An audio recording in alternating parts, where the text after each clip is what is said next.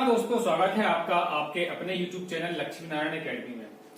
दोस्तों, उपसर्ग हम क्लास में रेगुलरली अच्छे से विस्तार से पढ़ चुके हैं। इसके अलावा ट्रिक्स के माध्यम से भी हमने उनको देखा है।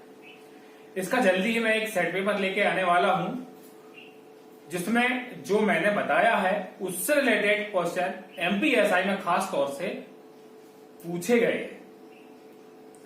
और आगे के क्रम में आज हम चर्चा करने वाले हैं प्रत्यय के बारे में। तो जैसा कि आप लोग जानते हैं कि प्रत्यय किसे कहते हैं, तो प्रत्यय वे होते हैं जो किसी शब्द के अंत में लगते हैं और क्या करते हैं, विशेषता लाते हैं उसके अर्थ में, या क्या करते हैं, परिवर्तन करते हैं। हम ऐसा कह सकते हैं कि वे शब्द या शब्दांश जो किसी शब्द के अंत में जुड़कर उस शब्द की विशेषता बताएं या उस शब्द में परिवर्तन करें, वो क्या कहलाते हैं, वो प्रत्यय कहलाते हैं। अब अगर देखें इनके प्रकारों की बात करें तो प्रकारों में सबसे पहले तो हम इनको देखेंगे किस प्रकार से बांटा गया है। तो इनके प्रकारों को भाई दो प्रकार से बांटा गया है, दोनों को हम देखेंगे। और ये क्लास जो है वो कोई ट्रिकी क्लास नहीं है, इसमें हम विस्तार से देखेंगे कि प्रत्यय को कितने प्रकार होते हैं, कितने वर्गों में इसे बांटा गया है। तो देखिए, सबसे पहला प्रकार होगा इसका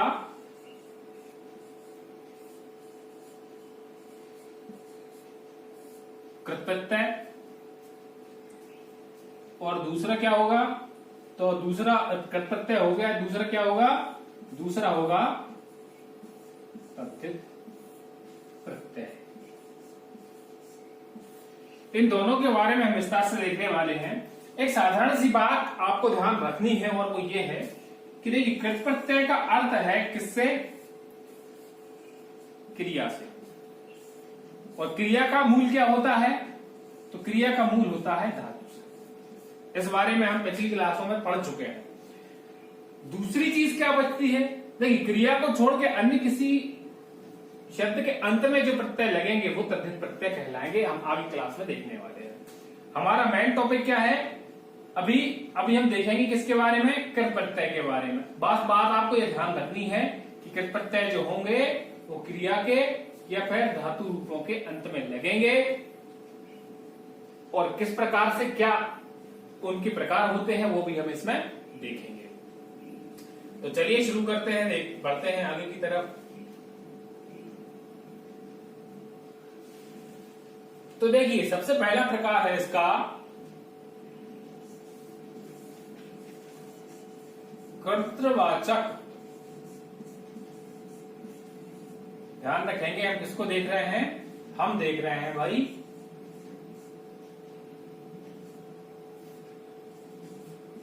कृत प्रत्यय का पहला प्रकार। कृत प्रत्यय को हम पहले देख रहे हैं। तो कर्तृवाचक क्या होगा, प्रत्यय होगा ये, ठीक। अब अगर इसके बारे में देखें तो आपको एक हमेशा बात याद रखनी है, जहां पर भी कृत जुड़ा हुआ है इसका अर्थ एक ही है, और वो है क्या, इससे हमें बोध किसका होगा, इस प्रकार के प्रत्ययों में हमें पता चलेगा कि किसका पता चलेगा, क्रिया करने वाले का, मतलब जो क्रिया कर रहा है उसके बारे में बोध होगा, वो कृतवाचक प्रत्यय के अंतर्गत शामिल किए जाएंगे। देखिए, अब एग्जांपल अगर हम देखें तो मान लीजिए हमने एक प्रत्यय लिया हार, उसको किसमें जोड़ दिया, हमने जोड़ दिया उसको पालन में, तो क्या हो जाएगा, पालनहार हो जाएगा, ठीक। जैसे मान लीजिए एक उदाहरण और भी है, मान लीजिए गवैया है,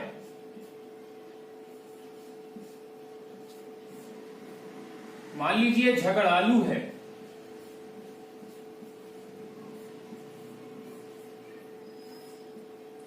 इस प्रकार से देखिए, आप पालनहार देखें या गवैया देखें या झगड़ालू देखें, या झगड़ा अलग हो जाएगा, यहाँ गा धातु अलग हो जाएगी। इस प्रकार से जो धातु के अंत में लगते हैं वो क्या कहलाते हैं, कृत प्रत्यय कहलाते हैं। और कृत प्रत्यय में भी हम किसकी बात कर रहे हैं, कृतवाचक प्रत्यय की, जिनका अर्थ हम देखेंगे तो हमें पता चलेगा कि भाई इनके अर्थ में क्या होता है, हमें क्रिया के करने वाले का बोध हो रहा है। ठीक है ना।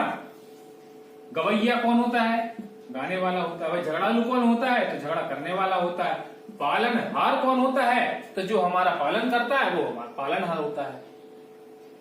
ये होता है कृतवाचक प्रत्यय। अब हम देखते हैं इसका दूसरा प्रकार। तो दूसरा प्रकार है कर्मवाचक। तो यहां से क्या होगा, यहां होगा हमें कर्म का बोध। ठीक, जैसे मान लीजिए हमने औना प्रत्यय लगाया,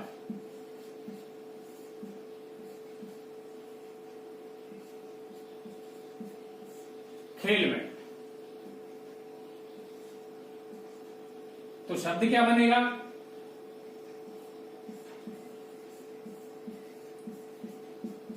खिलौना बन जाएगा। इसी प्रकार ओना से एक और शब्द बना सकते हैं हम, क्या बना सकते हैं,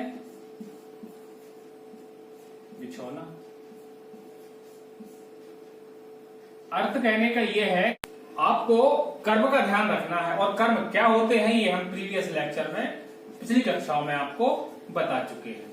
जैसे मान लीजिए हम किसी और प्रकार का शब्द देखें, मान लीजिए हम गा धातु में ना प्रत्यय जोड़ के गाना बना दें, तो यहाँ आप अंतर देखिए। इससे पहले हमने देखा था, तो इससे पहले हमें क्या देखने को मिला था कि भाई हमें क्रिया के करने वाले का बोध हो रहा था, पर यहां पर किसका बोध हो रहा है, हमें कर्म का बोध हो रहा है।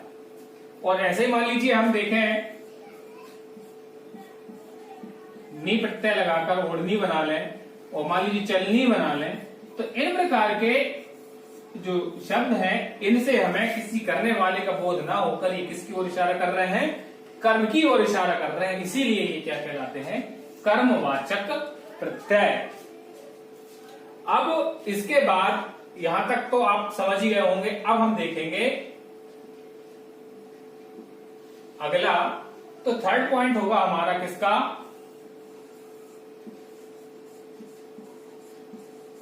भाववाचक का। तो अब आप समझ ही गए होंगे, यहां पर किसका पता चलेगा हमें, यहां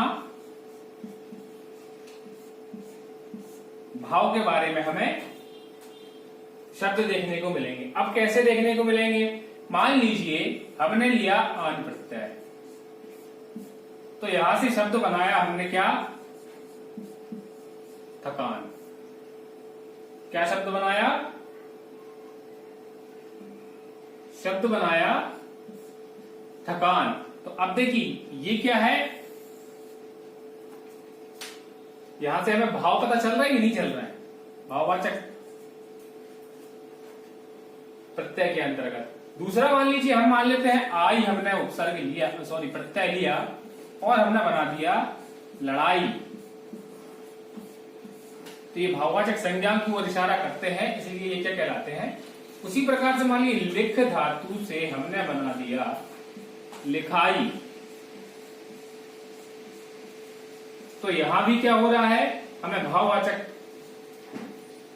प्रत्यय दिखाई दे रहे हैं। अब देखिए इसके बाद हम देखेंगे आगे की तरफ। नेक्स्ट जो प्रकार है हमारा वो है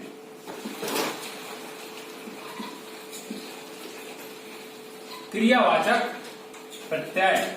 अब यहां से क्या होता है, यहां से हमें बोध किसका होगा, तो यहां पर हमें क्रिया का बोध होगा। उदाहरण की अगर हम देखें तो मान लीजिए हमने ता प्रत्यय लगा के हंसता बना दिया, तो हमें किसका बोध हो रहा है, क्रिया का बोध हो रहा है। आ प्रत्यय लगा करके हम लिखा बनाए तो भी सही है, देखा बनाए तो भी सही है। इन दोनों से हमें किसका पता चल रहा है, भाई ये क्रिया की ओर इशारा करती है। ठीक उसी प्रकार अगर मान लीजिए हम कर प्रत्यय जोड़ के बना दें, खाकर, सोकर, ईकर इत्यादि प्रकार के हम शब्द इससे बना सकते हैं। तो ये हमारा क्या हो गया, क्रियावाचक प्रत्यय। अब देखिए, अब देखेंगे हम आगे, तो अब आएगा कौन सा हमारा, अब हमारा दूसरा टाइप आएगा। अभी हम प्रत्यय पढ़ रहे थे, अब क्या होगा, अब होगा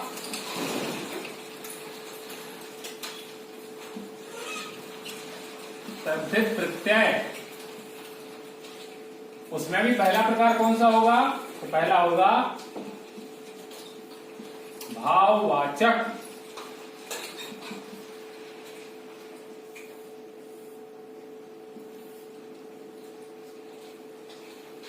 तो यहां पर भी क्या होगा, भाव के बारे में हमें पता चलेगा, बस अंतर क्या है, यहां पर हमें क्रिया के माध्यम से भाव को पता नहीं चलेगा। अब हमें क्या चलेगा, क्रिया को छोड़ के अन्य किसी प्रकार से हमें पता चलेगा। देखिए कैसे, मान लीजिए हमने पल जोड़ा तो बचपन हो गया, पर यहां कोई क्रिया है क्या, नहीं है। तो ये जो होगा वो तद्धित प्रत्यय के अंतर्गत आएगा। उसी प्रकार से नी जोड़ दिया तो क्या हो गया, चांदनी हो गया। यहां पर कोई क्रिया दिख रही है आपको, नहीं दिख रही है, इसीलिए क्या होगा, तद्धित प्रत्यय के अंतर्गत आएगा।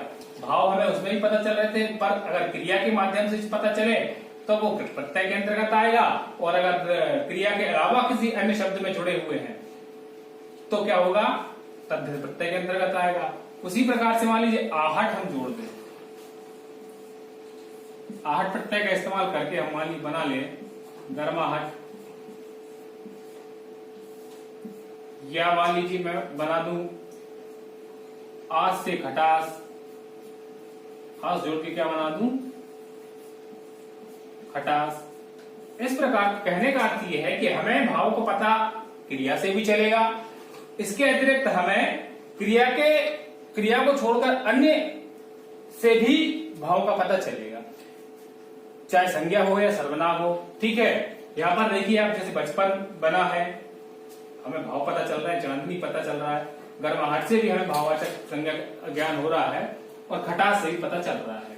तो इस प्रकार से ये तद्धित प्रत्यय का पहला प्रकार था भाववाचक। दूसरा देखें हम, तो दूसरा होता है ऊनतावादी। दूसरा क्या है, ऊनतावादी। तो ये थोड़ा सा आपको कठिन लग रहा होगा नाम सुन के, पर मैं आपको बता दूं कि देखिए इसका अर्थ होता है लघुता से। लघुता का मतलब होता है छोटा। देखिए कई सारे उदाहरण होते हैं, जैसे मान लीजिए हमने इया प्रत्यय से बनाया खटिया, मान लीजिए बना दिया लुटिया।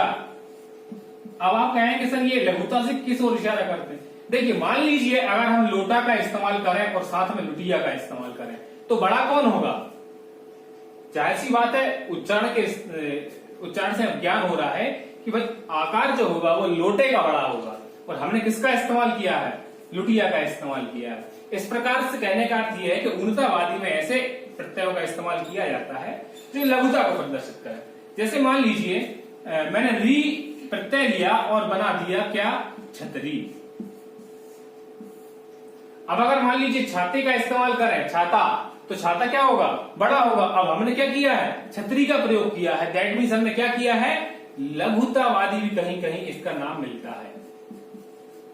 मतलब क्या है, छोटे रूप हमें इसके देखने को मिलेंगे। ये हो जाता है, जैसे मान लीजिए एक और जोड़ देते हैं, मान लीजिए ई हमने प्रत्यय लिया और क्या कर दिया, थाली। अब मान लीजिए थाल अगर होता तो बड़ा होता कि नहीं होता, पर यहां पर हमने किसकी बात करी है, थाली की बात करी है, इसलिए ये किसके अंतर्गत आएगा, ऊनतावादी या लघुतावादी के अंतर्गत। चलिए अब देखते हैं अगला प्रकार। अगला है हमारा संबंधवाचक। ये सारी चीजें आपको अब शब्द से समझ में आने लग गई होंगी कि इनका अगर इस प्रकार से नाम लिखा हुआ है तो इनका अर्थ क्या होगा और किस प्रकार से इनको हम समझ सकते हैं। अब ये है क्या, संबंधवाचक। अब ये क्या बताएंगे, हमें संबंध बताने की कोशिश करेंगे। जैसे मान लीजिए हमने हाल प्रत्यय जोड़ा, शब्द बनाया, तो क्या बना, ननिहाल बन गया। अब देखिए क्या कर रहे हैं, इस शब्द से हमें पता चल रहा है, रिलेशन बन रहा है कि किसी भी बच्चे के नाना का घर, किसी बच्चे और उसके नाना के घर के बीच में एक संबंध बन रहा है, और जिसे हम क्या कहते हैं, ननिहाल कहते हैं। जैसे मान लीजिए हमने जा प्रत्यय से अगर बना दें तो क्या बन जाएगा, आत्मज बन जाएगा और आत्मजा भी बन जाएगा। यहां पर क्या होगा, सिर्फ जा लगेगा और इसमें क्या लगेगा, जा में एक दीर्घ मात्रा, बड़ा की मात्रा और भी लगेगी। अब मान लीजिए जैसे एरा, एरा जोड़ दें तो देखिए क्या बन जाएगा, चचेरा। जो भी व्यक्ति प्रयोग करेगा तो उसका मतलब क्या है कि जिसकी व्यक्ति की बात हो रही है उसका और चाचा से संबंध बताया जाएगा, उसे हम क्या कहेंगे, संबंधवाचक। मान लीजिए फुफेरा होता तो भी सही था, कोई समस्या नहीं थी। कहने का अर्थ यह है कि हमें इन शब्दों से किसका पता चलेगा, संबंधों को प्रदर्शित करेंगे ये, इसीलिए इसके अंतर्गत आएंगे, संबंधवाचक प्रत्यय के अंतर्गत आएंगे।